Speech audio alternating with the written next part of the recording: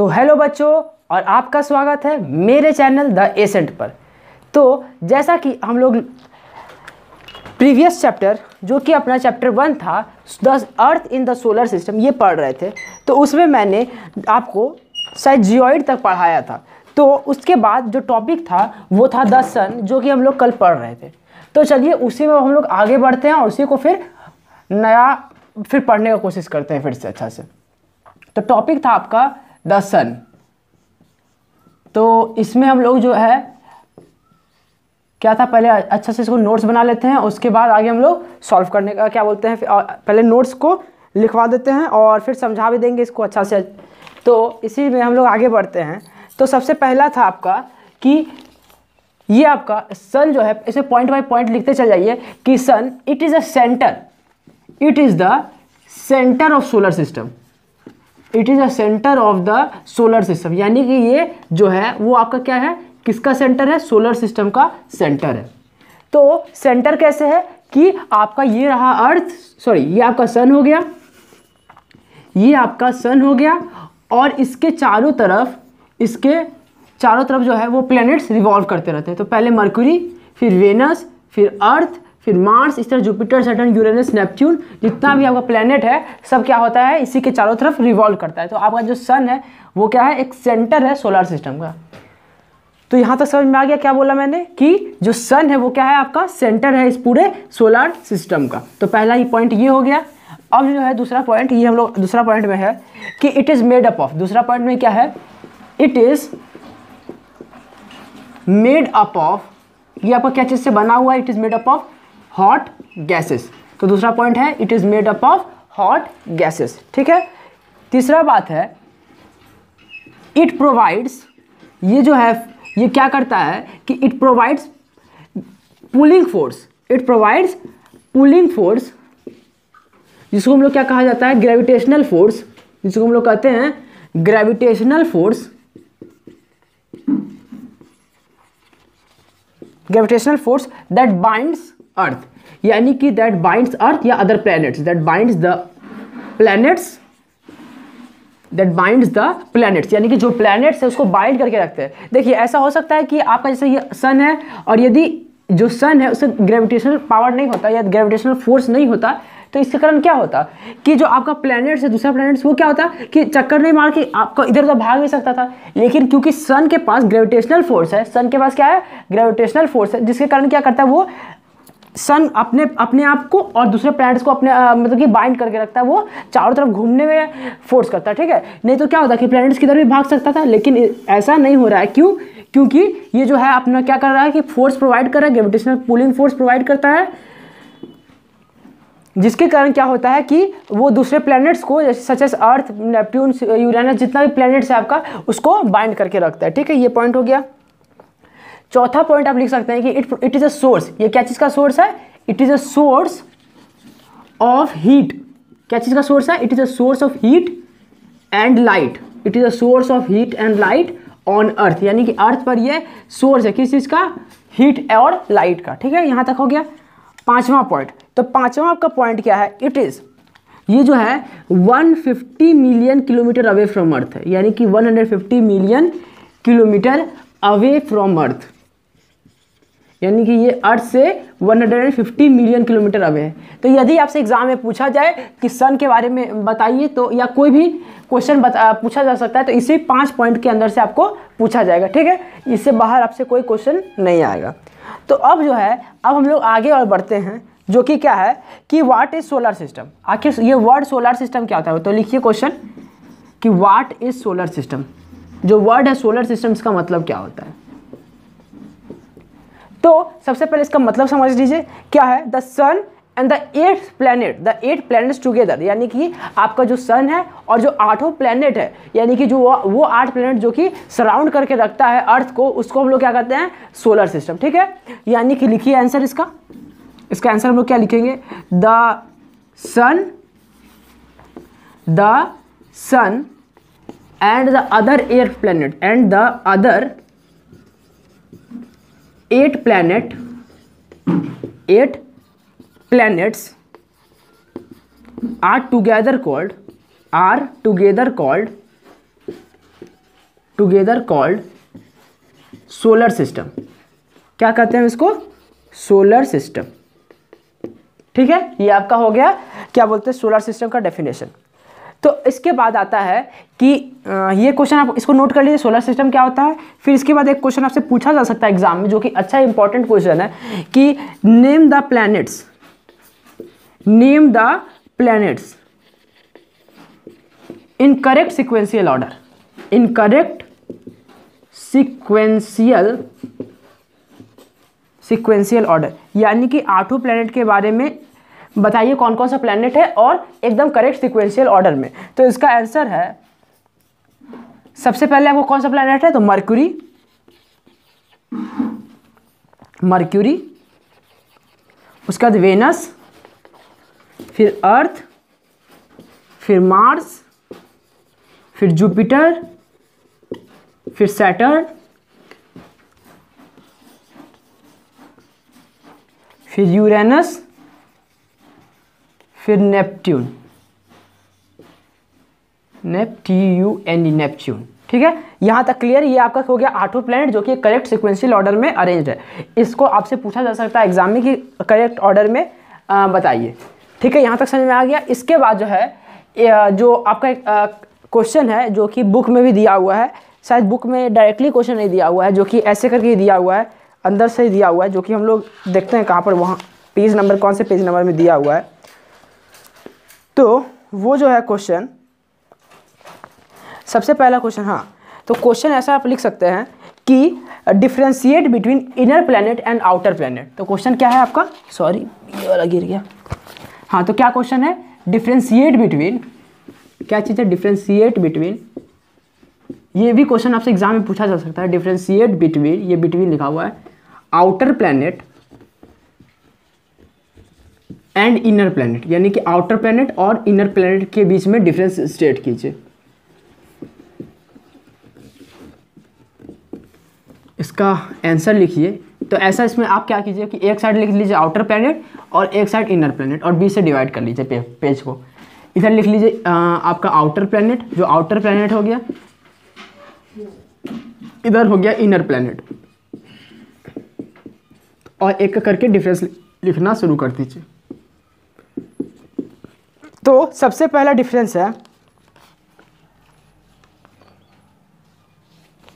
देखिए, एक बीच में आपका पहले आता है मर्क्यूरी, वेनस, अर्थ, मार्स, मार्स तक। मर्क्यूरी, वेनस, आप इसको पहले इधर इनर लिख लीजिए, उधर आउटर लिख लीजिए, नहीं तो दिक्कत हो जाएगा फिर याद करने टाइम आपको। इधर लिख लीजिए आउटर, इधर लिख लीजिए इनर। अब क्या क्या देखिए, मर्क्यूरी, वेनस, अर्थ और मार्स, ये जो 4 प्लैनेट है, और मर्क्यूरी, वेनस, अर्थ और मार्स, और उसके बाद फिर क्या है? यूरेनस, जुपिटर, सैटर्न, यूरेनस और नेपच्यून, ये 4 प्लैनेट है। पहले क्या क्या है? मर्क्यूरी, वेनस, अर्थ और फिर मार्स। तो ये जो 4 प्लैनेट है, और उसके बाद क्या है? जुपिटर, सैटर्न, यूरेनस और नेपट्यून। तो इस प्लैनेट के बीच में क्या है? आपका एस्ट्रॉइड बेल्ट है, एस्ट्रॉइड का एक बेल्ट है। ठीक है, तो एस्ट्रॉइड बेल्ट जो है, इसके कारण क्या होता है कि अब कोई भी यहाँ, ये जो 4 प्लैनेट है, इसको इनर प्लैनेट कहा गया है, और जो एस्ट्रॉइड बेल्ट के बाहर जो है उसको क्या कहा गया है? Outer planets. ठीक है, तो इसमें डिवाइड कर दिया गया, एक को क्या डिवाइड किया गया? एस्ट्रॉइड बेल्ट में, और दूसरा को क्या बोलते हैं आपका, एक को आपको डिवाइड कर दिया गया इनर प्लैनेट में, जो कि एस्ट्रॉइड बेल्ट के इधर साइड में है, यानी कि एस्ट्रॉइड बेल्ट के जो अंदर में है उसको इनर प्लैनेट, और एस्ट्रॉइड बेल्ट के जो बाहर में है उसको क्या कहा गया है? Outer planets. ठीक है, तो इसी बेसिस में आपको डिवाइड कर दिया गया है, डिफ्रेंशिएट किया गया है। तो अब इसको आप लोग ऐसे करके नोट करना शुरू कीजिए। कैसे आपको इसको एग्जाम में लिखना है, तो लिखिए इनर प्लैनेट में कि द प्लैनेट्स बिटवीन, क्या लिख सकते हैं? Sun and asteroid belt, asteroid belt, इस इन प्लैनेट्स को हम लोग क्या कहते हैं? Inner planets. और फिर लिखिए दूसरा side, the planets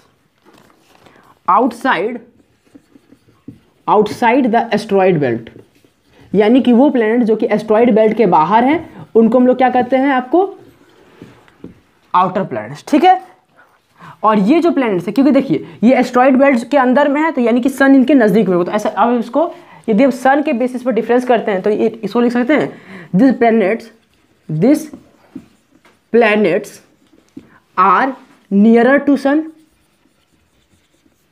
are nearer to sun, और इधर साइड हम लोग क्या लिख सकते हैं कि this planets are far away from sun, are far away from sun, क्योंकि ये क्या है, दूर है सन से, तो हम लोग लिख सकते हैं they are far away from sun. ठीक है, अब ये जो प्लैनेट्स हैं आपके, तीसरा पॉइंट में लिख सकते हैं कि दिस प्लैनेट्स, ये जो प्लैनेट्स है क्या चीज़ से बने हुए हैं, मर्क्यूरी, वेनस, अर्थ और मार्स क्या चीज़ से बने, सिर्फ रॉक से बने। तो ऐसा लिखिए दिस प्लैनेट्स आर क्या चीज़ से बने हुए हैं, are made up of rocks, क्या चीज़ से बने हुए हैं, तो आपके रॉक से बने हुए। और ये जो प्लैनेट्स हैं जो आउटसाइड बेल्ट में है, इनको हम लोग क्या चीज़ से बने हुए हैं, तो लिखिए this planets are made up of liquid and gases, क्या चीज़ से बना हुआ है आपका, लिक्विड से और गैसेस से। तो ये जो इंक्लूड करता है प्लैनेट्स, उसको लिख दीजिए लास्ट में, फोर्थ पॉइंट, दे इंक्लूड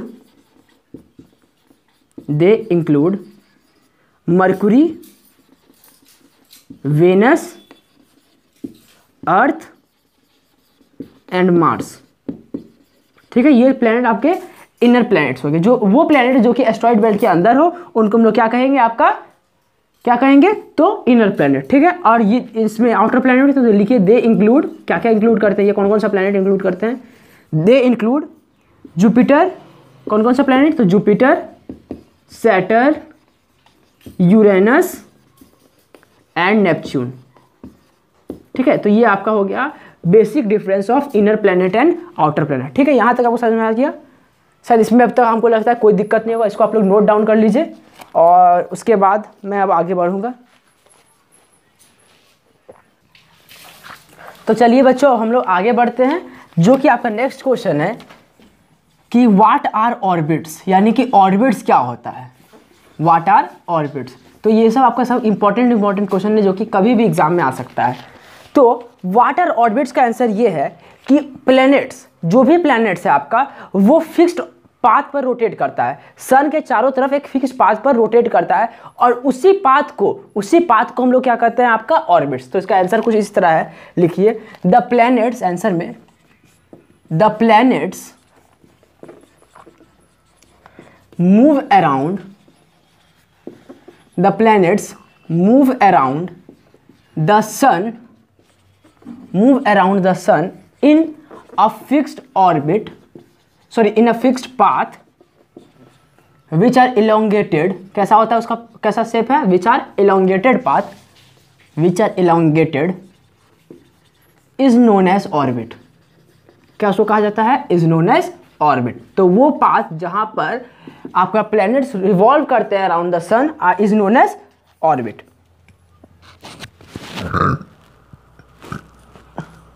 हाँ, तो अब हम लोग नेक्स्ट क्वेश्चन की ओर बढ़ते हैं, जो कि आपका है कि अब देखिए एक कॉन्सेप्चुअल क्वेश्चन है, या इसको आप डायरेक्टली पॉइंट पर करके लिख सकते हैं कि मर्क्यूरी टेक्स, यानी कि जो आपका प्लैनेट है मर्क्यूरी, टेक्स कितना डेज, तो 88 days to complete one revolution around अर्थ।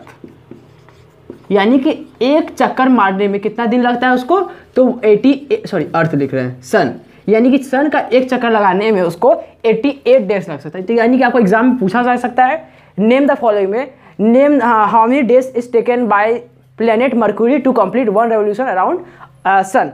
तो आप लोग इसका आंसर लिख सकते हैं 88 डेज। तो इसके बाद एक क्वेश्चन आता है आपका, जो कि इंपॉर्टेंट है, ये क्वेश्चन आप सो लिख सकते हैं इंपॉर्टेंट, क्योंकि ये एग्जाम में कभी भी आ सकता है। ठीक है, तो इसका क्या क्वेश्चन है, why is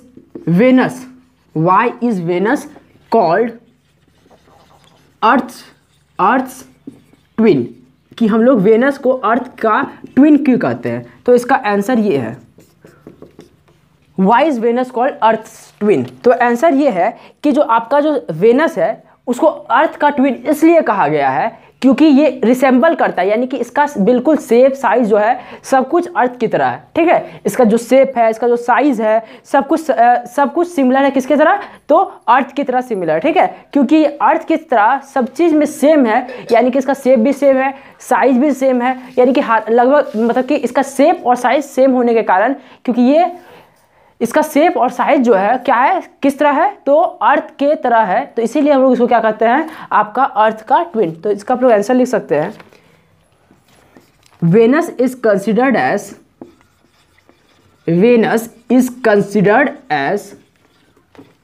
अर्थ's twin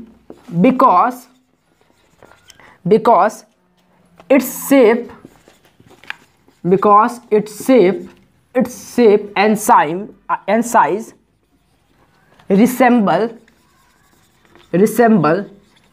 to that of अर्थ, यानी कि इसका शेप और साइज जो है लगभग अर्थ की तरह रिसेंबल करता है, इसी के लिए हम लोग इसको अर्थ का ट्विन कहा जाता है।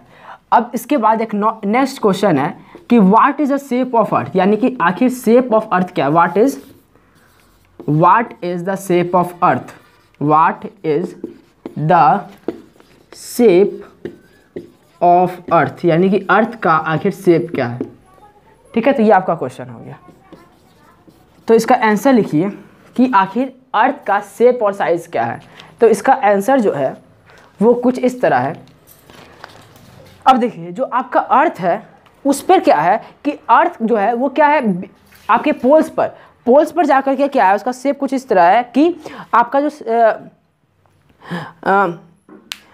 जो हम लोग को क्या पता है कि अर्थ का शेप कैसा है, हम लोग को पता है कि अर्थ का शेप राउंड है, लेकिन इसका एक्चुअल शेप क्या है कि ये जो आपका है इक्वेटर पर जाकर के कुछ फ्लैटन टाइप का है, और पोल्स पर जाकर के और आपका क्या है कि पोल्स पर जाकर के कुछ राउंड टाइप का, ठीक है। यानी कि आपका पोल्स पर कुछ इस तरह है कि ये फ्लैटेंड है, और तो इसका एक जैसा वेट कर लीजिए। हाँ, तो मैं क्या कर रहा था कि आपका जो अर्थ का शेप है वो क्या है, आपका नॉर्थ और साउथ पोल पर क्या है, नॉर्थ और साउथ पर साउथ पोल, यानी कि आपका जो नॉर्थ पोल है और जो साउथ पोल है उस पर क्या है, कुछ थोड़ा फ्लैट जैसा है, ऐसा फ्लैट, ठीक है, आपका फ्लैट है, यानी कि इस जगह पर कुछ फ्लैट आ जाता है, फ्लैट थोड़ा सा है, और यहाँ पर जाकर के बल्ज है, यानी कि मिडिल पर क्या है आपका वो बल्ज है, और आपका जो पोल्स आता है पोल्स पर क्या है वो फ्लैटेंड है। तो इसका आप आंसर लिख सकते हैं इस तरह कि the Earth is flattened at poles, and इसके बाद the Earth is flattened at poles and bulging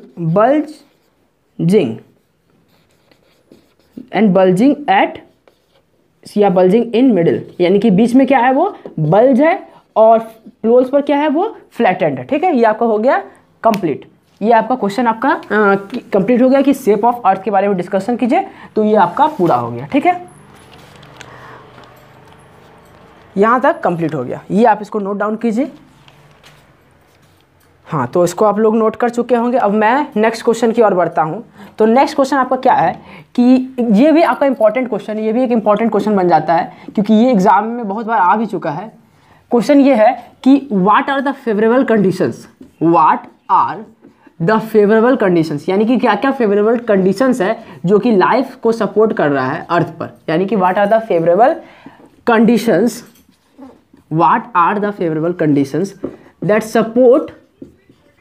that supports life on earth, यानी कि अर्थ पर वो लाइफ सपोर्ट कर रहा है। What are the favourable condition that supports life on Earth, यानी कि अर्थ पर क्या क्या चीज़ है, ऐसा क्या क्या चीज़ है जो कि सपोर्ट कर रहा है लाइफ को। तो नंबर 1 पॉइंट्स पर हम लोग लिखेंगे, सारा पॉइंट्स पर एक एक करके जो भी पॉइंट्स है उसको हम लोग लिखेंगे। देखिए क्या है कि जो अर्थ है उसका जो टेम्परेचर है वो हरदम कांस्टेंट, मतलब कि क्या है कि वो फेवरेबल है, यानी कि वो ऐसा है, इसका जो टेम्परेचर कुछ ऐसा है कि ना ज़्यादा यहाँ पर हॉटनेस है ना ज़्यादा कोल्डनेस है, एक ऐसा टेम्परेचर ये मेंटेन करके रखता है जिस पर कि ना ज़्यादा हॉटनेस हो ना ज़्यादा कोल्ड हो, यानी कि ह्यूमन लाइफ को एग्जिबिट करा पाए, यानी कि ऐसा टेम्परेचर यहाँ पर है, यानी कि वो टेम्परेचर जरूर जो जितना टेम्परेचर ह्यूमन बीइंग को चाहिए उतना टेम्परेचर यहाँ पर है, जिसके कारण कि लाइफ को ये सपोर्ट कर सकता है। तो आप ऐसा लिख सकते हैं पहला कि टू हॉट यानी कि ना ज़्यादा ठंड है, nor too cold, nor too cold यानी कि ना ज़्यादा गर्मी है ना ज़्यादा यहाँ पर ठंडा है, यानी कि। और दूसरा point, it has water and air, it has water and air यानी कि इसके पास जो इंपॉर्टेंट कंस्टिट्यूएंट्स है यानी कि वाटर और एयर प्रेजेंट है, ठीक है। It has water and air यानी कि एक इंपॉर्टेंट कॉन्स्टिट्यूएंट जो कि वाटर है और एयर है वो आपका प्रेजेंट है, यहाँ पर हॉट होगा, ठीक है। नादर इसके पास वाटर भी है और एयर भी है जो कि एक इंपॉर्टेंट कॉन्स्टिट्यूएंट है लाइफ को सपोर्ट करने के लिए, वो भी आपके पास है। उसके पास ये आपका क्या है कि इट हैज़ आपको life supporting gases, it has life supporting gas यानी कि अर्थ पर लाइफ सपोर्टिंग गैस भी है, दैट इज ऑक्सीजन यानी कि ऑक्सीजन का भी प्रेजेंस है जो कि एक इम्पॉर्टेंट गैस है जो लाइफ को सपोर्ट कर रहा है अर्थ पर। तो ये अर्थ पर ऑक्सीजन का भी सपोर्ट है जो कि जिसके कारण कि ह्यूमन बींग्स आराम से यहाँ पर रह पा रहे हैं, ठीक है। तो इसके बाद क्या है कि अब हम लोग लेते हैं, यहाँ तक कंप्लीट हो गया, आप लोग यहाँ तक लिख लीजिए, नोट डाउन कर लीजिए। तो अब हम नेक्स्ट क्वेश्चन लिखते हैं कि why is earth called, earth को हम लोग why is earth called blue planet, earth को ब्लू प्लैनेट क्यों कहा गया है, आखिर अर्थ को ब्लू प्लैनेट क्यों कहा गया है। तो इसका रीजन है, तो इसका रीजन लिखिए क्यों कहा गया है अर्थ को ब्लू प्लैनेट। तो अर्थ को ब्लू प्लैनेट इसलिए कहा गया है कि 2/3 part of earth is covered with water, यानी कि जब ऊपर एटमॉस्फेयर से देखा जाए या ऊपर जब हम लोग क्या बोलते हैं कोई भी चीज़ ऊपर जाता है तो ऊपर से जब अर्थ को देखा जाता है तो वो टोटली ब्लू अपीयर होता है। तो इसका रीज़न ये है कि 2/3 पार्ट ऑफ अर्थ यानी कि 75 almost 75% of earth is covered, almost 75 हम ऑलमोस्ट बोल रहे हैं, क्या बोल रहे हैं, almost 75 to 75% of earth is covered with, क्या चीज़ से कवर्ड है आपका, तो सिर्फ और सिर्फ वाटर से। अब मानते हैं कि उसमें 0.1% जो है बस 0.1% ड्रिंकिंग वाटर, उसके अलावा जितना भी है आजकल क्या हो रहा है, फैक्ट्रीज, जितना भी फैक्ट्री से आता है, जितना भी गंदगी होता है क्या होता है वाटर बॉडीज में जा रहा है, यानी कि वाटर बॉडीज धीरे धीरे क्या होते जा रहा है, पल्यूट होते जा रहा है। और जो आपका ग्राउंड वाटर का जो लेवल है वो भी क्या होता जा रहा है, धीरे धीरे डिक्रीज करते जा रहा है। यानी कि अर्थ पर जो है कुछ साल में आने पर यानी कि 2020 2050 2060 में आपको पानी तक मिलने का दिक्कत होने लगेगा। अभी तो ऐसा दिक्कत नहीं आया है लेकिन कुछ साल में ऐसा भी हो जाएगा कि जिस तरह ह्यूमन बीइंग कर रहे हैं, जैसे सब चीज़ पल्यूट कर रहे हैं, रिवर बॉडी जितना भी हो गया आपका, ना किसी के घर में आपका क्या है रेन वाटर हार्वेस्टिंग का सिस्टम है, ना कहीं पर भी अच्छा सा वाटर, यदि कोई भी वाटर बॉडीज है तो उसमें क्या करते हैं एनिमल्स को घुसा देते हैं, गंदा कर देते हैं एनिमल्स पानी, या फैक्ट्रीज़ का जितना भी केमिकल्स होता है सब पानी में जाता है। और इवन हॉट वाटर जो फैक्ट्री से निकलते हैं या केमिकल जो फैक्ट्री से निकलते हैं उसको डायरेक्टली क्या कर दिया जाता है कि डायरेक्टली वाटर बॉडीज में उतार दिया जाता है। उससे ये हानि हो रहा है कि जितना भी आपका एक्वेटिक एनिमल्स है, क्योंकि क्या होता है पानी तो गर्म होता है और वो जो है उतना गर्म पानी जो है एक्वेटिक एनिमल्स को सपोर्ट नहीं कर पाता है, यानी कि क्या करता है वो ऑक्सीजन के सप्लाई को कट कर देता है, ठीक है। तो क्योंकि वो ऑक्सीजन के सप्लाई को कट कर देता है जिसके कारण जो एक्वेटिक एनिमल्स हैं आपका वो बहुत सारे मर रहे हैं, ठीक है। तो यही कारण है कि ह्यूमन बींग्स को क्या करना चाहिए, जो हम लोग हैं हम लोग को हरदम अपना नल को बंद रखना चाहिए, या जहाँ पर भी जितना भी हम लोग ऐसा कुछ करना चाहिए कि वाटर कम से कम बर्बाद हो, यानी कि कभी भी वाटर को वेस्ट नहीं करना चाहिए।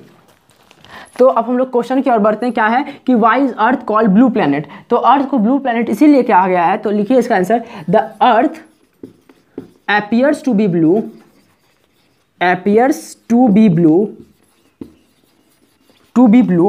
because the earth appear to be blue because 2/3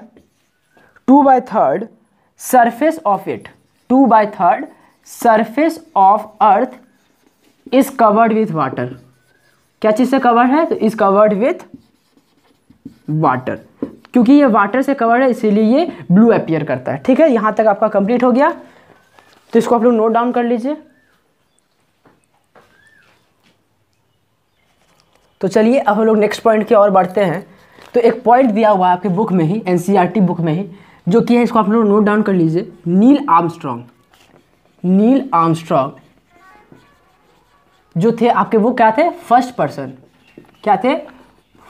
person कहाँ पर, on moon, first person on moon. और कब गए थे वो, तो उनका जो जाने का दिन था मून पर वो क्या था, 21 जुलाई 1969 ऐसे करके आप इसको नोट कर लीजिए डायरेक्टली। ठीक है, तो Neil Armstrong was the first person on moon who went on 21 जुलाई 1969। ठीक है, तो इसके बाद हम लोग नेक्स्ट क्वेश्चन की ओर बढ़ते हैं, जो कि क्या है, व्हाट इज सैटेलाइट। आखिर जो वर्ड है सैटेलाइट, इसका मतलब क्या होता है। हम लोग हरदम सोचते हैं सैटेलाइट कि ये सैटेलाइट पार हो रहा है, ये सैटेलाइट पार हो रहा है, आखिर इसका मतलब क्या होता है। What do you mean by word satellite, यानी कि व्हाट इज सैटेलाइट, इसका आंसर क्या है। तो चलिए पहले हम लोग समझ लेते हैं कि सैटेलाइट क्या होता है। तो इसमें लिखा हुआ है कि a satellite is a celestial body that moves around the planet in the same way. क्या बोला गया है कि a satellite is a body, satellite क्या है आपका, एक सेलेस्टियल बॉडी है that moves around the planet in the same way. यानी कि ऐसा कर सकते हैं आप कि सैटेलाइट क्या है आपका, एक सेलेस्टियल बॉडी है। ठीक है, आपका क्या है, सैटेलाइट एक सेलेस्टियल बॉडी है जो कि जस्ट रिवॉल्व करता है किसके चारों तरफ, तो क्या लिखा हुआ है कि a satellite is a celestial body that moves around the planet in the same way as the planet move around the earth। यानी कि इसका कहने का अर्थ ये है कि सैटेलाइट क्या है आपका, क्या है, एक सेलेस्टियल बॉडी है जो कि रिवॉल्व करता है किसके चारों तरफ, that moves around the planets. यानी कि सेलेस्टियल बॉडी, वो सेलेस्टियल बॉडी जो कि प्लैनेट के चारों तरफ मूव करता है, जस्ट उसी तरह जैसे कि कोई प्लैनेट सन की तरफ चारों तरफ रिवॉल्व करता है। ठीक है, तो इसको हम लोग कहते हैं सैटेलाइट। तो इसका आंसर लिखिए कि a satellite is a celestial body that moves around the planet in the same way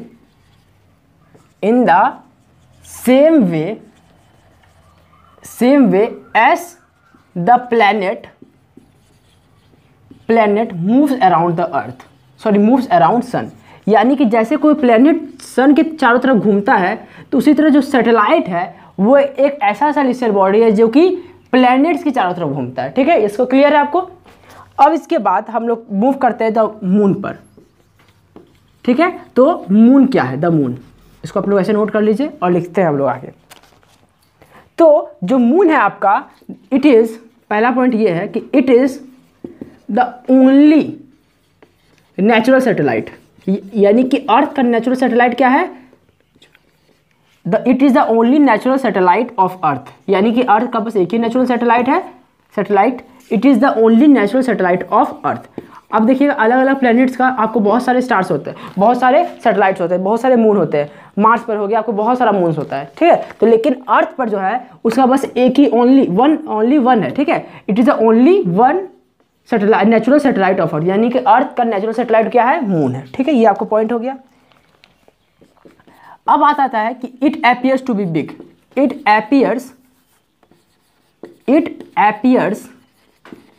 to be big, यानी कि ये बड़ा हम लोग को दिखता है। क्यों दिखाई देता है बड़ा, क्योंकि it appears to be big because, इसका रीजन ये है because it is very close to Earth, क्योंकि ये अर्थ के बहुत ज़्यादा क्लोज है। It is very close to Earth, ये आपका हो गया दूसरा बात। ठीक है, क्लियर।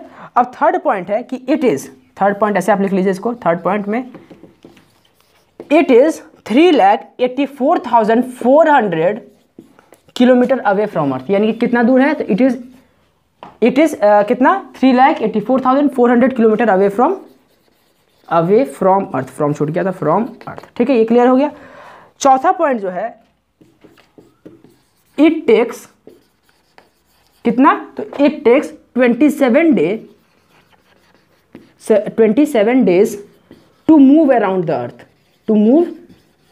यानी कि इसको अर्थ के चक्कर मारने में कितना दिन लगता है, तो 27 दिन। तो it takes 27 days to move around the Earth. ये आपको क्लियर हो गया। ठीक है, मून तक कोई दिक्कत नहीं है। अब किसी का बच्चा का आ सकता है क्वेश्चन कि हम लोग मून पर क्यों नहीं रख सकते हैं, तो इसका एक क्वेश्चन इस पर आप लिख लीजिए, Y does moon is not favourable, is not favourable, ये भी आपका एक इंपॉर्टेंट क्वेश्चन है, एग्जाम में आ सकता है। जो क्या है, Y does moon is not favourable,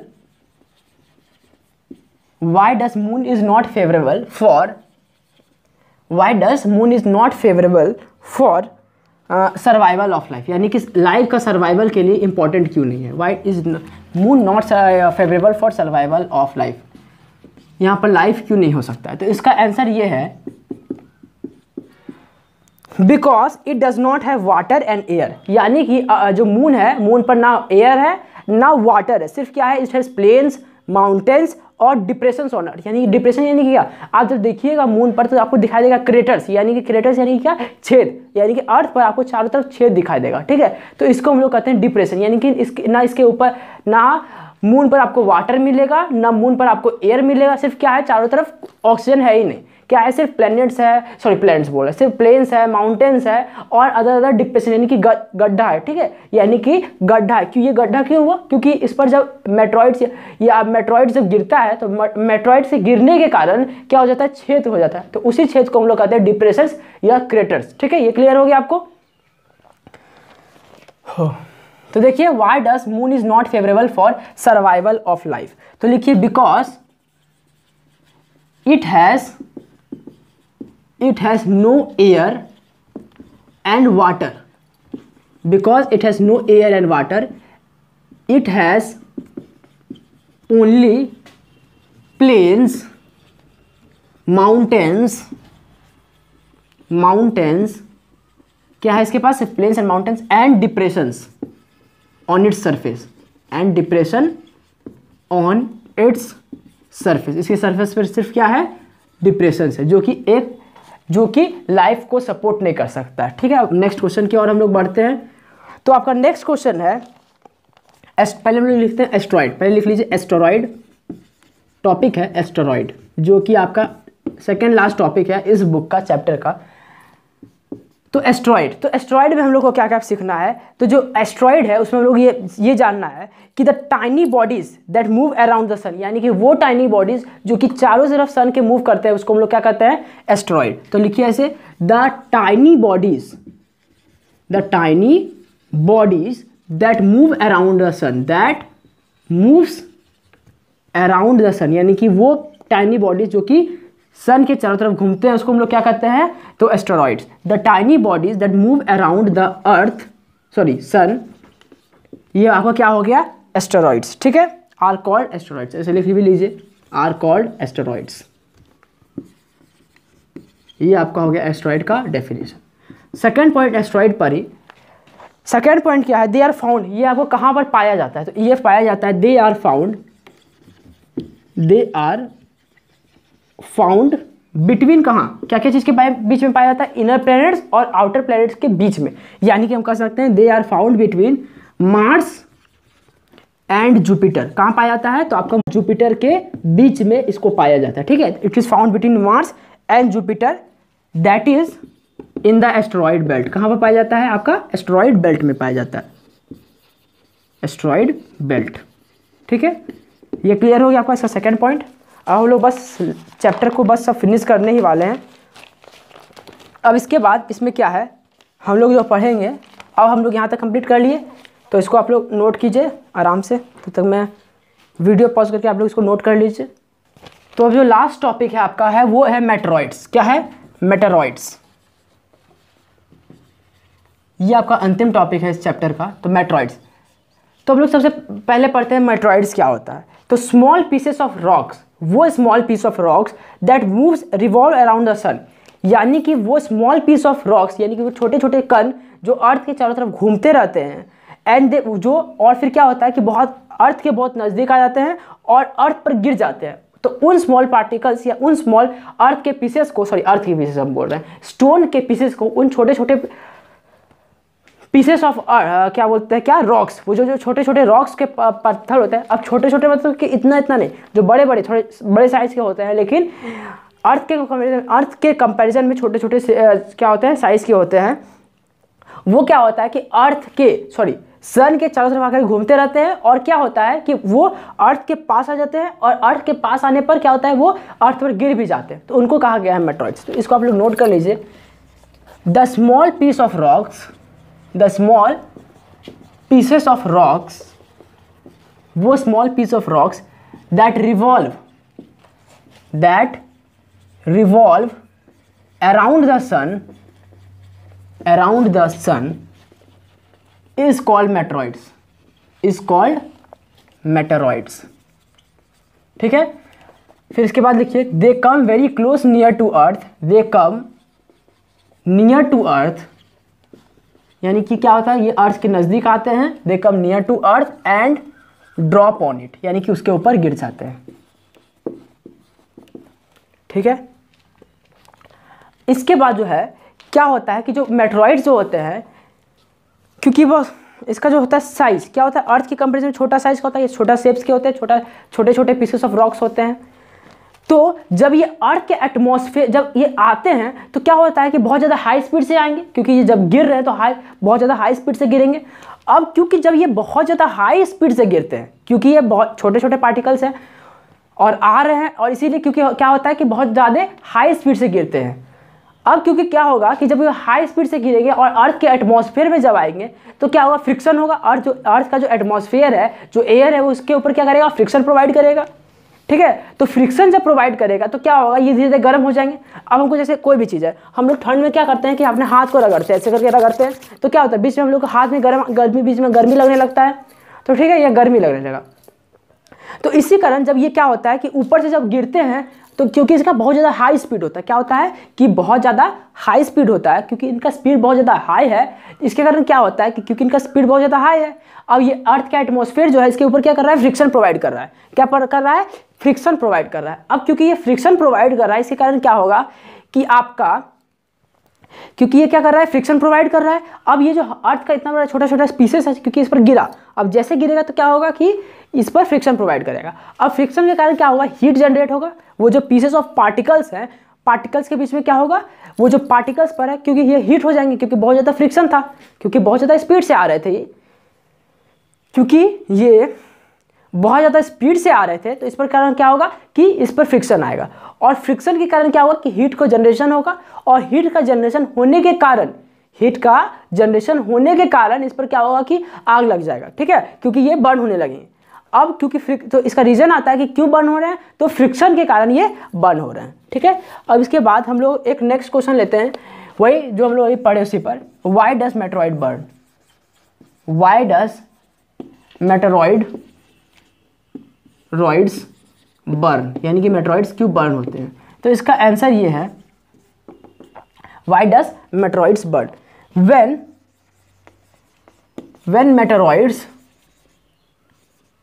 when meteoroids tends to fall on earth, जब वो गिरते हैं अर्थ पर, when meteoroids tends to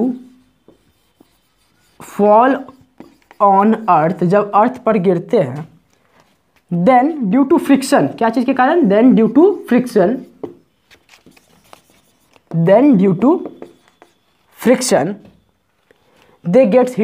they get heated and burns when it does not burn, और यदि वो बर्न नहीं होते हैं, when it does not burn, यदि बर्न नहीं हुए, when it does not burn, then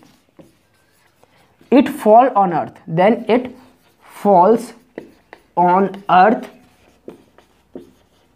and form hollow। तो आप मूवी में देखे होंगे कि जब ये अर्थ के जो गोले गोले पार्टिकल्स होते हैं, तो जब ये हीट होते हैं तो क्या हुआ कि जब ये हीट हो जाते हैं तो क्या होता है, जब ये हीट हो जाते हैं तो क्या होता है, बर्न हो जाते हैं। लेकिन यदि कोई कारण, यदि ये बहुत ज़्यादा फ्रिक्शन नहीं हुआ, या बहुत ज़्यादा बड़े पार्टिकल्स थे, या ये ज़्यादा फ्रिक्शन नहीं होने के कारण क्या होता है कि ये बर्न नहीं होते हैं। और जब ये बर्न नहीं होते हैं तो इसके कारण क्या होता है कि ये जो जब गिरते हैं, जहाँ पर भी गिरते हैं तो वहाँ क्या करेंगे कि बड़े बड़े हॉलो को फॉर्म कर देंगे, ठीक है। तो ये आपका हो गया रीज़न, ठीक है, ये आपका कंप्लीट। तो इसके बाद जो है 2-3 पॉइंट है उसको भी आप नोट कर लीजिए ये चैप्टर में, जो कि दिया हुआ है। इसके बाद दिया हुआ है कि आवर सोलार सिस्टम, जो हम लोग का सोलार सिस्टम है, our solar system is a part, किसका पार्ट है? Our solar system is a part of Milky Way galaxy. Our solar system is a part of कौन सा गैलेक्सी? तो मिल्की वे गैलेक्सी, ठीक है। और इसको हम लोग कहते हैं नोन एज आकाश गंगा, जिसको हम लोग क्या कहा जाता है? नोन एज आकाश गंगा, ठीक है। यहाँ तक आपको क्लियर? ये आपका हो गया। उसके बाद इसका नेक्स्ट पॉइंट जो है हम लोग जो पढ़ेंगे, अब पढ़ेंगे कि व्हाट इज गैलेक्सी, आखिर गैलेक्सी होता क्या है? What is Galaxy? तो इसका आप नोट कीजिए आंसर कि गैलेक्सी क्या होता है। तो गैलेक्सी क्या है? Galaxy is huge system of billions of stars and clouds of gases and dust. हम लोग गैलेक्सी क्या कहेंगे? गैलेक्सी इज, इसको आप लोग नोट कीजिए, पहले फिर समझा रहा हूँ बच्चों। Galaxy is a huge system of billions of stars and clouds of dust and gases, ठीक है। तो जहां पर huge system of billion of stars, यानी कि स्टार्स के कलेक्शन को, बिलियंस ऑफ स्टार्स को, और cloud of dust and gases को हम लोग क्या कहते हैं? तो उसको क्या कहते हैं? उनके कलेक्शन को गैलेक्सी कहते हैं, ठीक है। ये आपका गैलेक्सी हो गया क्वेश्चन, ये आपका एक हो गया। ये भी एक इंपॉर्टेंट क्वेश्चन है, ये आपका कभी भी एग्जाम में आ सकता है। तो इसके बाद आता है लास्ट में व्हाट इज यूनिवर्स, आखिर यूनिवर्स क्या होता है? व्हाट इज यूनिवर्स, ये आपका लास्ट क्वेश्चन हो गया। इसके बाद चैप्टर कंप्लीट हो जाएगा। तो इसका आंसर क्या है? इसका आंसर क्या है? तो इसको हम लोग लिखते हैं। तो यूनिवर्स क्या है? The collection of number of galaxies, यानी कि जब नंबर ऑफ गैलेक्सीज एक साथ, क्या बोला गया पहले बात कि गैलेक्सी क्या होता है? तो जहां पर number of billion of stars और clouds of gases and cloud of gases, hot air and gases को हम लोग क्या कहते हैं? तो गैलेक्सी कहते हैं। और जब नंबर ऑफ गैलेक्सी एक साथ आता है, तो जब number of billions of stars और number of billions of clouds जब एक साथ आते हैं तो गैलेक्सीज फॉर्म करता है। और जब इसी तरह नंबर ऑफ गैलेक्सीज एक साथ आते हैं, जब नंबर ऑफ गैलेक्सीज एक साथ आते हैं तो उसको हम लोग यूनिवर्स कहते हैं। तो क्या इसका आंसर लिखेंगे कि the collection of number of galaxies is